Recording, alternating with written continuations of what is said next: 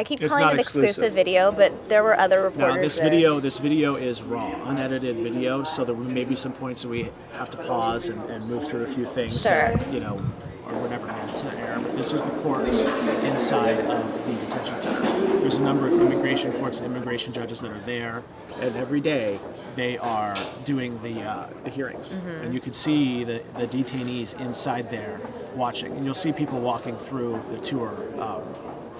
There are tour guides that are priced for, the prisoners. They're the detention center. So this is what you're talking about, the court that's inside. Yes. So we weren't allowed inside the courtrooms, but then they were in session too. And so then that's the hallway where all the courtrooms are, and the detainees are brought in and put in kind of holding areas while they wait for their hearings. Wow. Lawyers are coming in, immigration lawyers. And this is a view, I believe, from the outside of the court area. It has the feel of a prison, but it's a detention center. So you'll see it looks like it has the security aspects and kind of what you would think of as a prison. Right. It is not a prison. So it's just kind of a look at some of the exterior shots of the building. I'm going to write this lower third real quick, type this up. Go ahead. But feel free to continue talking to our viewers about what you saw. So we're about to head into the intake area. This is where new detainees come in. And they get processed. So they come in off of whatever. Sometimes they're transferred from other prisons. Sometimes they are taken in by ICE. Sometimes they're taken in by the Border Patrol. And inside, the first thing they get is really a medical exam. And they have it set up there. They showed us what happens. You get just a basic checkup to see what's going on and ask them what kind of medical conditions they have. That's before they get checked into the facility. There are nurses on staff 24/7, and there are nurse practitioners, physician's assistants, and doctors there on a regular basis. So you come in and you get kind of this checkup, this medical checkup. You get processed. You have to give them your belongings, and they get stored. This is one of the holding cells where they, when they come in, they put you while you wait to get processed. Wow.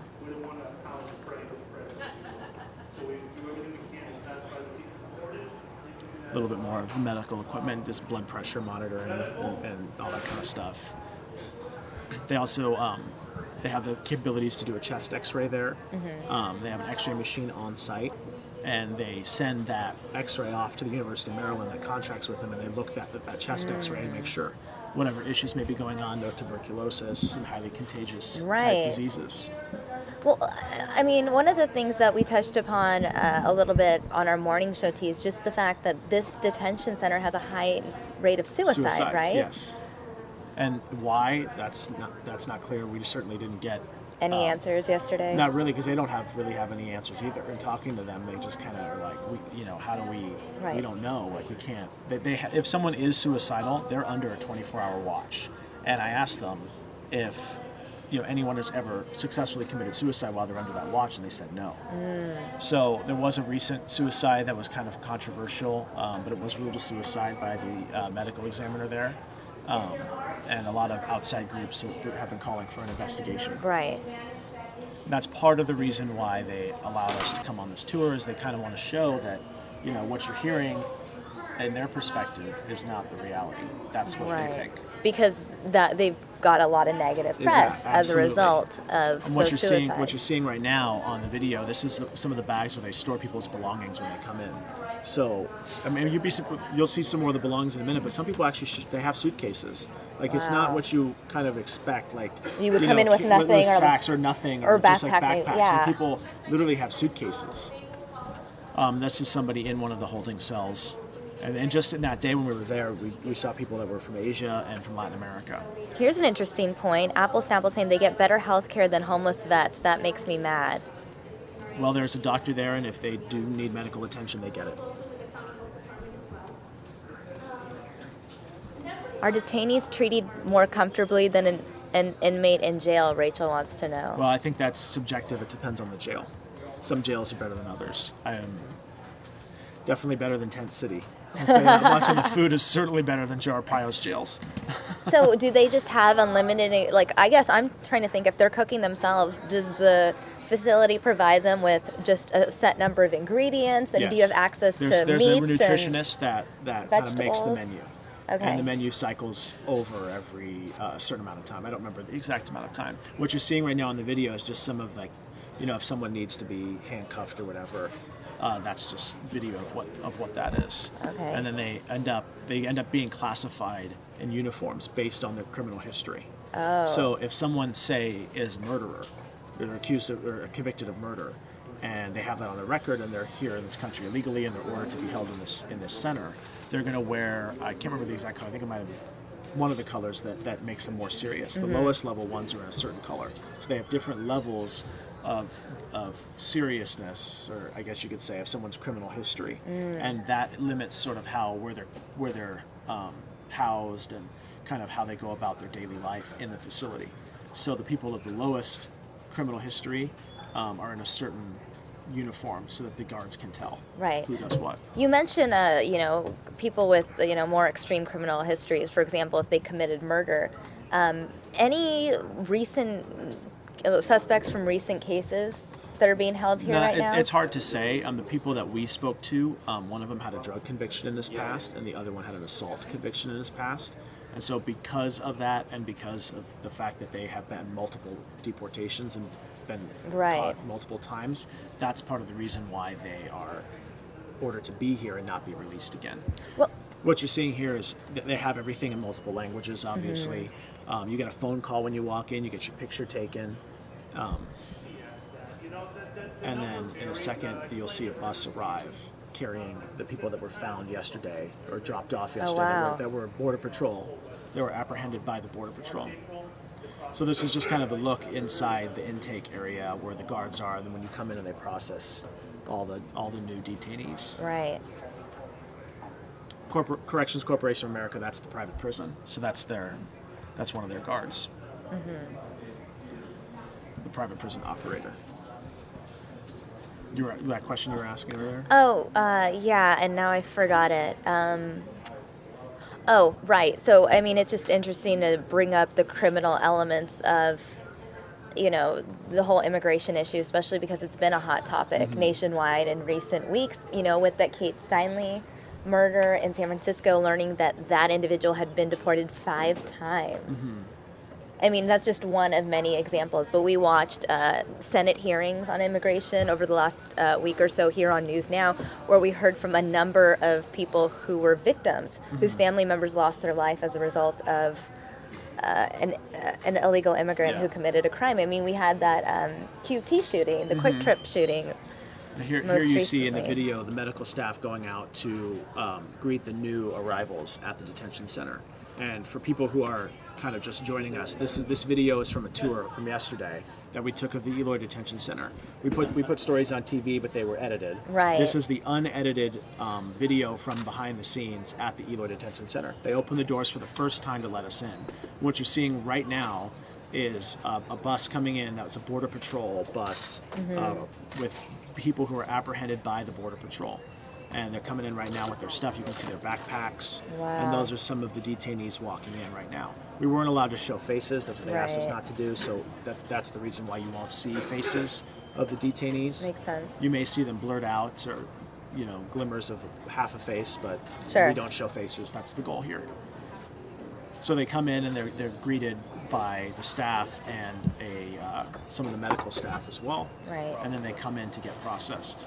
Some people show up with their passports and show up with papers. Like, it's not, we have this perception, and they kind of, then there's some of their bags that I was talking about earlier, literally suitcases. So some of them show up with passports, some of them show up with documentation, medical records and stuff like that they carry with them from the country of origin. You just kind of assume that people are in the desert and just that are caught are just, you know, I got nothing, I'm no one. They're just nothing. Wandering. But no, they have a lot of documents prepared, ready to go, so that if they do get here or they are captured, then they can be identified as part of the process. And also held at this detention center are people who showed up at the border and basically say, you know, I want to come to this country. Okay. Or like asylum seekers, basically. Sure. And there's just some more of the detainees. They don't have shoelaces on for that's every jail and prison. They take your shoelaces away for suicide risks and other risks. I want to check in with the chat room really quickly. John saying, I just want a sensible immigration policy that discourages illegal immigration. Rachel saying, I think the deportation process is slow because there are so many people. Gioleo, deportations are just a waste of resources when you can come back over the border anytime you'd like. Interesting take from some of our viewers. And Rachel, yes, Corrections Corporation of America is the private prison. They contract with ICE to do this. They're a private operator. This is not a prison, it's a detention center, but they also contract with the state of Arizona and all over the country running prisons. And this is video of just them being an initial medical kind of check on them, and then they come into the inside, and in a second you'll see what goes on inside of the intake when they come in. And these people range in age. We saw young women and people who look like they could easily be in their 60s.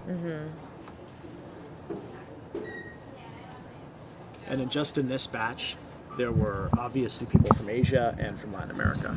Wow. How many people came again? I counted at least 9. It may have been a little bit more. I didn't get an exact count because we didn't stay through the whole thing. John asked, why couldn't you show faces? Because they asked you not to. They asked us not to, and you know, these people are going through a pretty traumatic experience. Just kind of, and they also, you know, they have a legal process to go through too. And in these situations, like normally people agree to do it, they sign releases. These people didn't know that the camera was going to be there. Right. You know, you may see some glimpses of faces here and there, but we did our best to try to not show them. Right. So they have to have their shoes removed? Yes. And they can actually buy new pairs of shoes at the commissary. Oh, but they can't wear the shoes. So those are their belongings. They purses, can't whatever, go into a storage. So they can't use any of the belongings that they brought with them. No, they can take, I think, some personal effects and stuff with them, but like their clothes and whatnot, they wear the detention center's uniforms. Right. Pictures and stuff like that, and books, and I think they can take a few things with them, but nothing. It's all controlled by the prison or the detention center staff. This is an X-ray machine that they have at the facility, and I mentioned that earlier. They have the ability to take chest X-rays and broken bones and stuff like that right there on site, and those get sent off to the University of Maryland for radiologists to look at them. The medical staff is there, and what we're going to see now, I believe, is some of the medical equipment they have at the facility. One of the big criticisms from some of the people that are housed there is that they weren't getting the proper medical care, and so this is kind of an effort to show us what the medical staff is like there. Right, right. Rachel, one of our viewers in the chat room, has a question. I think I just scrolled down. How do they accommodate for the different religious beliefs of the various cultures there? At the end of this video, you'll see a chapel, and they have services. Okay. Some weekly, some often regularly, all different religions, and they bring people in from the outside. And there's a lot of volunteer organizations who go in, religious groups, and conduct a mass if they're Catholic, or if they're Jewish, they'll bring in a rabbi. That's just some video now of the outside and them walking to different areas. They kind of go in groups to recreation time. There's a basketball court outside and some fitness equipment, and then also we were there during lunchtime. Right. So what is the daily schedule like for someone who It varies because there's 1,500 people, so they kind of do it in shifts, but it's like, What do they typically, well, I guess, what are the things they do This is just in a typical day? If you're watching the video, this is a doctor's office, one of the medical offices where you can, get an exam. And right. Nurse practitioners and physician's assistants and doctors are there regularly. So the schedule is all over. I mean, usually you're in your pod, and you'll see the pods in a minute. They're pretty free flowing. There's a lot of people, and you can interact with each other, and you'll see them doing puzzles and crocheting. And then lunch is midday. They have a dentist's office at the facility. They have pretty good. This is surprisingly nice. You're not getting veneers there, though. Okay. There are limits. It's just the most basic dental needs like cavities and stuff like that. They don't do crowns, but they have a dentist's office there and a dentist that does an evaluation. So if you do have a cavity and you're complaining about it, it'll get taken care of there.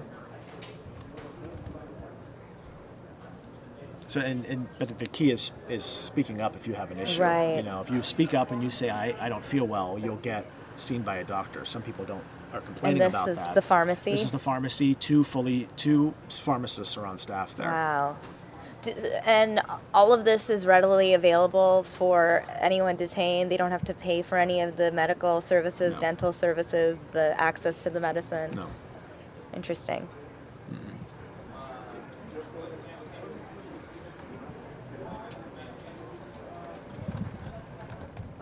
And here's one of the detainees being checked out.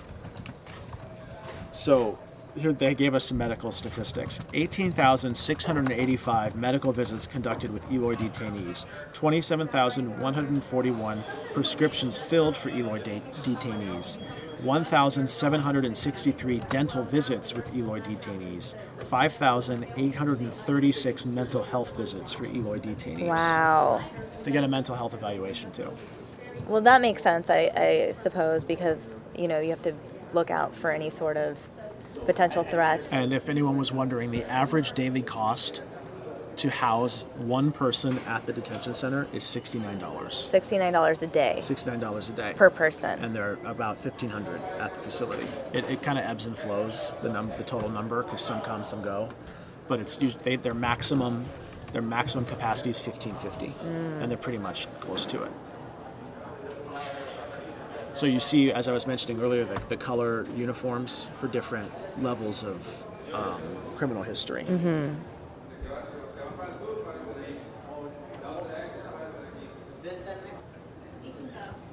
And we were given the tour by the medical people who run the medical staff.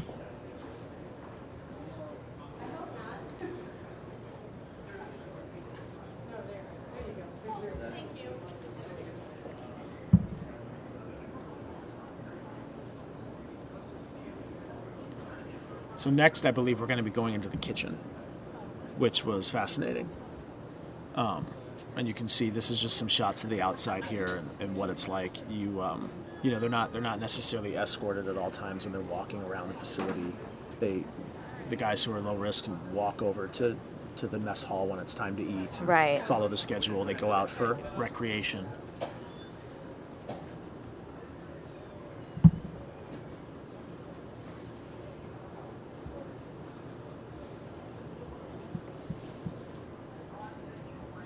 Oh, there's some people out the recreation area right now. Right Basketball here. court. They have like some weight equipment. There's water out there too.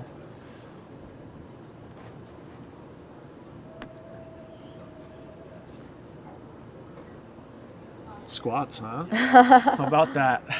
Getting some exercise. So this is the dining hall. When we went, they hadn't started yet. They were still cooking lunch. They eat in shifts. And on the menu that day was chicken and dumplings, corn, bread, pasta, and Jell-O. Sounds The pretty good. meals are kind of designed by a dietitian, and the kind of ingredients and stuff, and the prep is all sort of structured. They go through a significant amount of food. They get about 3,000 calories a day. Wow. Well, so I have a question, and I'm sure you talk to officials about this, this comes up very frequently. Do you just rock in, pointing this out, as an American, I have to pay for not only my own medical, but for every one of these criminals invading our borders? This is all taxpayer money that's funding this, Yes. I assume?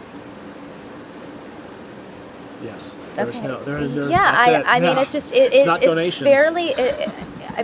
Fairly decent facilities. You have healthcare taken care of. There's so many people in the United States that are here legally that have problems with health insurance, for example, or getting adequate health care, or their premiums are too high, or things like, that's just interesting to me.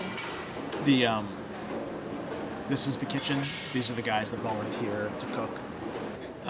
And there's the kind of the lines. So there you have the bread, they got the chicken and dumplings, the Jell-O, the carrots. Wow, and yeah. significant amount of butter. Oh, wow. And they're making, over 1,000 meals for every lunch period. Right.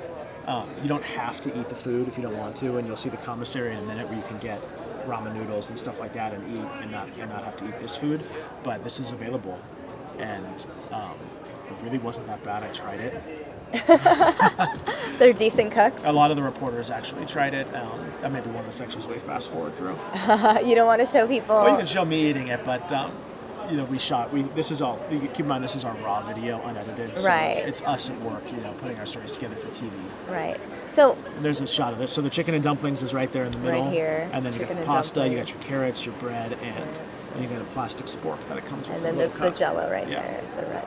So. The chicken and dumplings wasn't bad. I Okay. tried it. It tasted like something you could get out of the can at the grocery store. Did you meet anyone at the facility that enjoyed being there, that didn't find it that actually liked their accommodation? We weren't necessessly allowed to interact with Okay. the detainees, but some of them were very polite. Like during this time when we were sampling the food, they were, standing Right. next to us, they kind of were interested to see if we liked it. They have a vegetarian option too. Oh, wow. That's rice and beans. Okay. And they were like bringing us extra forks and stuff. Right. I mean, it wasn't like, I didn't get the sense from many of them like they had sort of animosity or any outsider that they saw they would just want to be rude to. Right. There were some people that were extremely friendly. We didn't talk to them, but you could tell that they were interested in and welcoming and friendly. Right. I guess I'm just looking at this and. We can fast forward through this stuff. Andrew. Well, this is me trying it. The main entree, chicken and dumplings You know. made by the inmates. This is actually the first time I took a bite. I didn't practice it. Not bad. Tastes like So we'll fast forward a little bit. Sorry. There we go. So we're back Okay. in the mess hall here. A few of us all kind of were able to shoot something with trying the food. Right. So these are the guys eating. They eat in shifts, as I mentioned. It's a significant meal. 3,000 calories That's a a day. That's a lot lot. of food. I mean, they don't have to eat all 3,000, Sure. but that's what's available. Just rocking. How many American vets are homeless and can't afford food to eat or medical attention, while these criminals get free video games, 3 meals a day, and better health care? It's just one viewer's opinion. Just exactly. But I mean, I can understand Just Rockin's statement. Because looking at this facility, it's a nice facility. It's not bad at all. I guess, you think of, you see people that are homeless on the streets, and you see the conditions they're living in, and then you kind of see these conditions, and this, for some people, would be a dream facility, It's I mean, my impression of when I saw it is it's definitely nicer than your common sort of jail. Right. Certainly nicer than Tent City here Right. in Maricopa County. But it still is very secured, and you'll always have that feeling when you're there that you're in a jail-like environment. Right. It's not It's an nice. unjail-like environment. Right. You're still like in a cell at night, lights out like 9:30, and you go into a room. Right. With a roommate. Limited freedom. Very limited freedom for sure.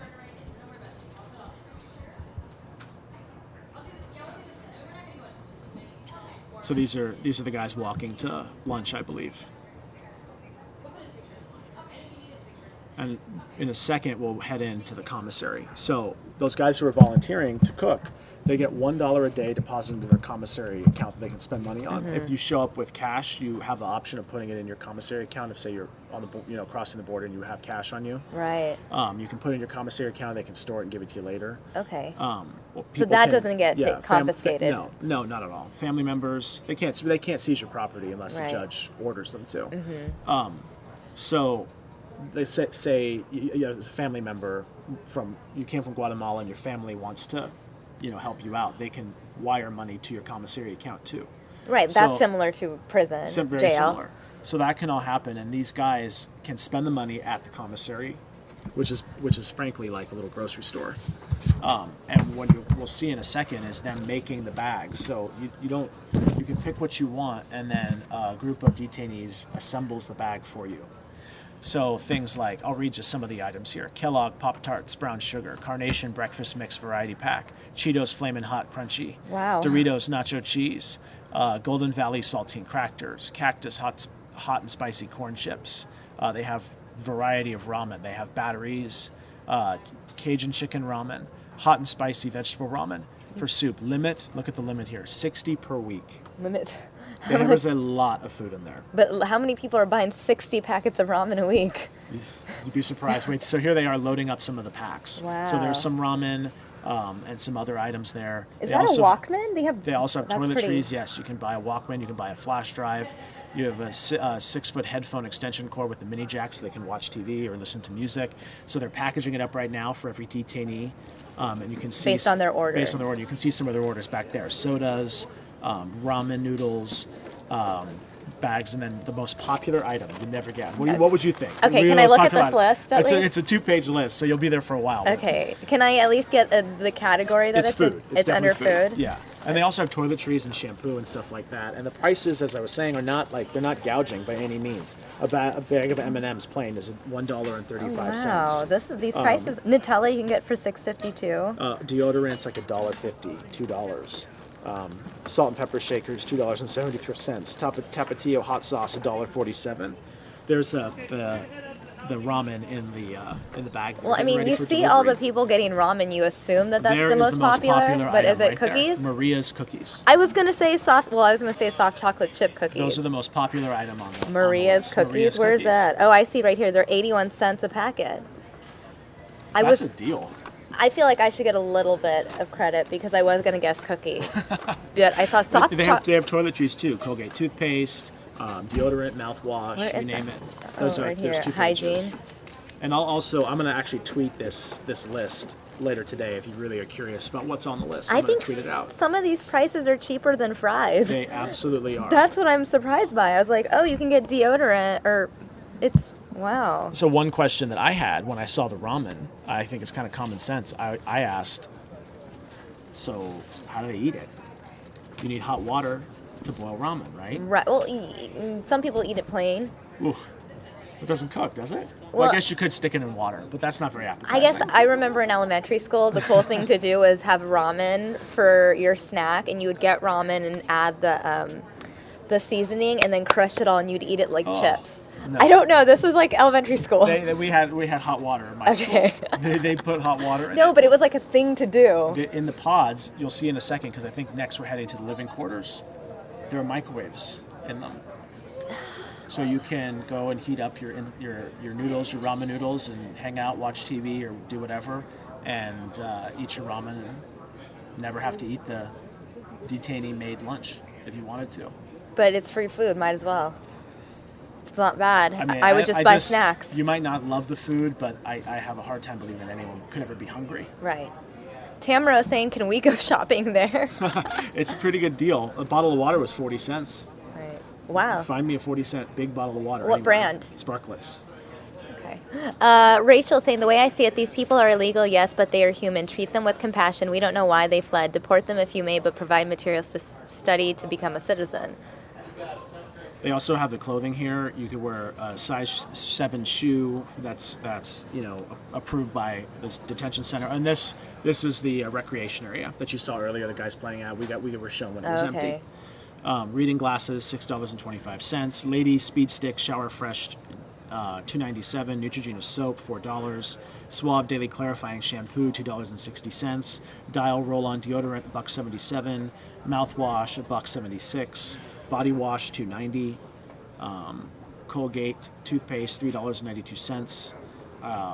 Now we don't know the sizes of these items, but if they're just standard grocery store, pharmacy style size, it's not a bad price. I just want to point out some of the things that I find so random on here. You can buy I love you cards for $1.24. You can write out of there. Spanish love cards, You're not birthday allowed to do cards. email from the prison, even though they do have some limited internet access. No email, but you have phones, and they charge for the phone. Right. And you can do snail mail. Christmas cards, $1.24. So you can buy cookies for 81 cents. Or a Christmas card. I would just send the cookies as the gift instead of the Christmas card. Wow. I mean, it's interesting just the kinds of things that people need or what they offer people. Ice cream, lasagna. So it looks like Peggy did the math. Taxpayers are paying $106,950 per day to house these people. And that's only one facility. I'm not gonna. I don't mean to second guess, but before we're. So I'm it's gonna 69. So 69 times 1550. Right. That would be the max. Right. And that is correct. That is so exactly. It's almost $107,000. Peggy's on top of her math. She is on top. And this is going into one of the pods that is the living quarters.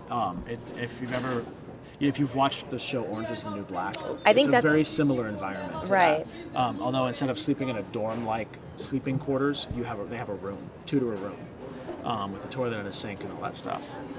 But it's very jail-like. It's not like a private bathroom or anything. The toilet's right there. That's what I was just going to ask. The showers are right in the open. Right. And that's for security reasons. Sure. So this is we at first we were able to look through the glass into one of the pods, and then we were let inside one of the pods, and everybody was super nice. You know, you may expect that in a situation like that, people would be yelling at us, or just not happy to see a TV camera and a dozen or so reporters and ICE management walking around, but nobody was inappropriate, or everyone was actually really polite and waved goodbye when we were leaving. It was like, waving to the camera. I know you weren't able to speak with the people that are housed there, but what language did you hear them speak, if you noticed any? Definitely Spanish. Spanish? Yeah, definitely. Any English speakers, really? A lot of people were speaking English, yeah. Okay. In fact, one of the guys that we interviewed spoke broken English. He lived in the U.S. for 4 years, and here they are opening it up for us to go in. There are the showers.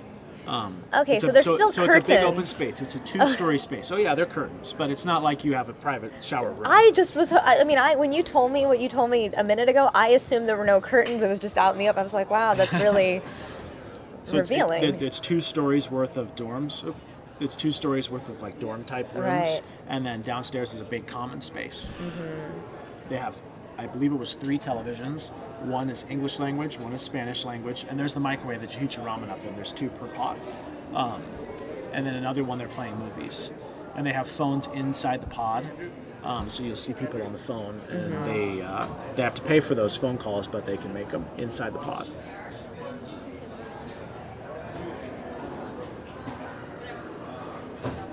They took us to a women's area, and there were groups watching television. Obviously, emotional time for a lot of people. Right. There were groups watching television. There was a group, doing a big puzzle. They also allow you to crochet, so you'll see them doing that. There they are watching television, Univision, and they hook it up with the headphones. You can see the lady on the left there, wearing headphones. So they have to buy those headphones in order to hear what's being said. And then they are able to plug it into a jack. They have multiple jacks, and you can watch. Isn't that the guy from Dancing with the Stars? Is it? I missed his face pre-kiss. Go back. No, I don't think so. Anyway, I'm not all caught up in my pop culture telenovelas, but he looked familiar. And so you can see them doing a puzzle there. So that they're able to interact with each other, for most of the day when they're outside of rec hours, where they're going outside or whatever. Right. It's not like solitary confinement or anything. You're not locked in your cell at all. It's not like that. Right. And that's kind of the impression that you have when you hear, they're in the they're in the detention center, they're in that. You think prison environment. You think locked up in a cell. You think that, but it was not like that. I mean, crocheting, doing puzzles, out hanging out in a pod. Sure. And you can go back to your room if you want, read a book and relax, take a nap, whatever. But at 9:30 at night is when it's kind of lights out.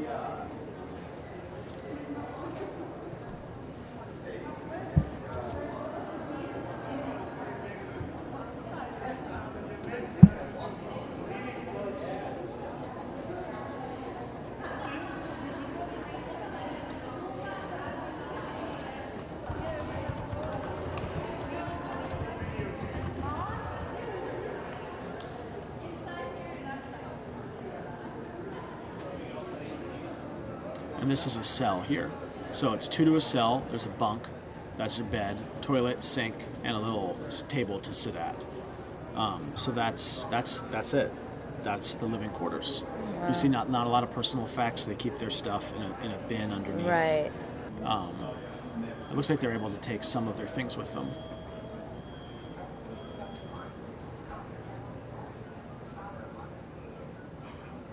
Is that a book with Jesus on the cover? Yeah, and there's a library at the facility where they can check out books. Okay. So just a better look at kind of the environment in there. And each cell has a panic button in it. So if there's a medical issue or something's happening, you can push that button and staff will come immediately. And just as a test, like they were showing us, they push the button, and as soon as the button's pushed, you can see the guard. There's rings of alarm where the guards are, and they come right over.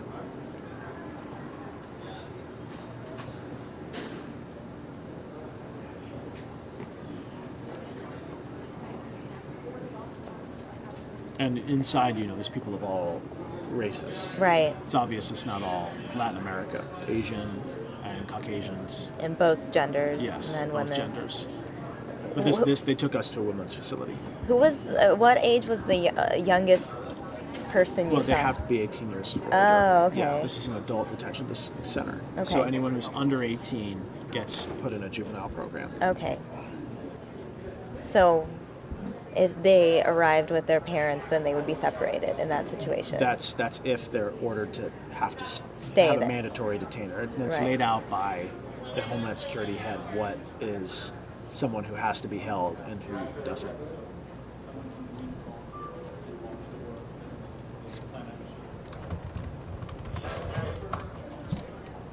There's only a couple minutes left of the tour, and in the last couple rooms, they took us to the library and the internet room, kind of, but it's not really internet. I'll explain when you see it, and a chapel, and that was the whole tour.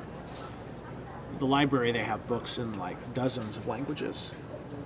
So if you wanted, you could obviously have an English language book, and then they have Mandarin, Right. all these different languages. And this is just video showing you kind of what the security apparatus is like. You have to be buzzed in, the doors are very secure. Here's the library. And the Wow. detainees can come and check out a book and read.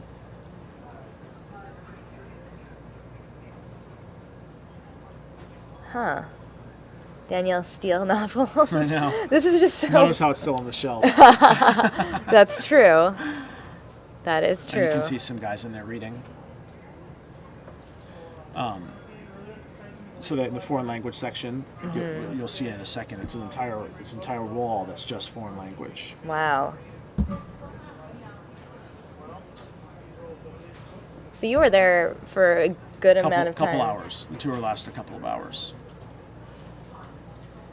And they also allow them to access computers, and it's not internet like we would have at your desktop at home Right. or work.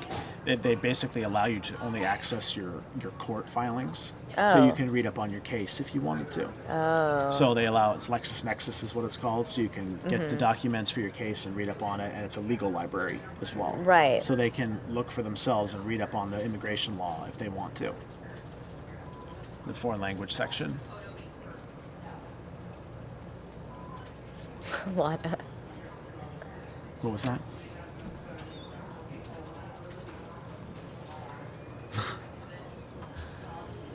And that's a guy reading up on his case. And so you can spend all the time, you can do as much research on your case as you want. Right. And this is the chapel, multi-denominational. There's a chaplain there, but it's Right. not like, it's not a Catholic chapel, it's not a Christian chapel, it's not a synagogue, it's whatever you want it It's to be. just a religious space. It's a religious space. Yeah, it has a setup of a church.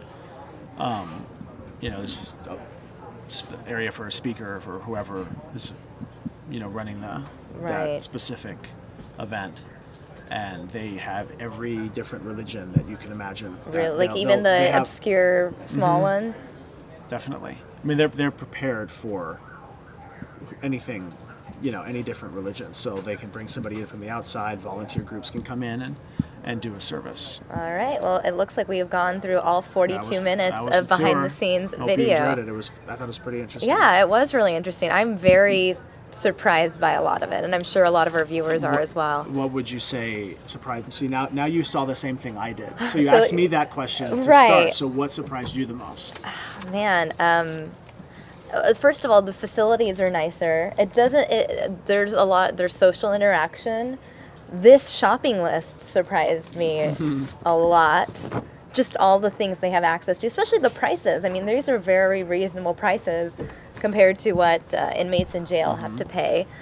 The food and the 3,000 calories, the fact that I think almost a lot of it surprised me. Me a too. good amount of this tour and a good amount of the video you showed me surprised me. I guess it's not as bad as you would think. It was an eye-opening experience for me, for sure. Right. And there's another fact here from ICE that I want to mention, because we talked about the color coding of all the different detainees and their criminal history. 50% of the Eloy detainees have prior criminal convictions. They don't all have criminal convictions, but some of them have mandatory detainers. They have to be held for a variety of other immigration reasons, not necessarily because they have a criminal conviction. Okay. But the people that are there are people who have been ordered to be detained. Wow. So there you go. That Hope you is enjoyed a it. very thorough update, Andrew. You got it. Any final questions from viewers? I know you need to work on your story for today. Spare a few minutes. But if any viewers have any questions Lana for and I do Andrew. not get on Facebook. Yeah, I know. They were saying they get to surf the web. Why? Super, no, they don't really get They don't internet. really get to surf the web. They get access to the law library, and they can read up on their case.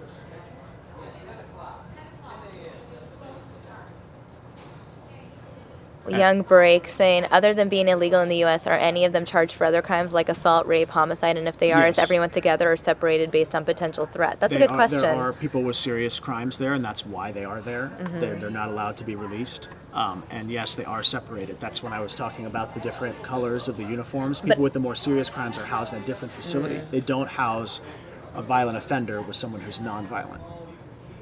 Makes They sense. house them based on that classification. Super small is 3,000 calories. Wow, that's way more than my intake. Me They're too, that's a definitely lot. fed in there. I know. I struggled to hit like 1,500 maybe. Wow. I mean, pasta and chicken and dumplings. Those are That's a high high, calorie. That's a significant. That's But a Jello's significant like meal. 0 calories. And carrots and bread. Yeah. But that was a big meal. That wasn't a small lunch. Right. That was lunch. It wasn't even dinner. I know. What were they? What's dinner? I didn't ask what dinner was. I only asked what lunch was. What about breakfast? I didn't ask. Andrew, I go didn't back. think about Go it. back. I was like, what's for lunch? Because that's what they were making. People need to know.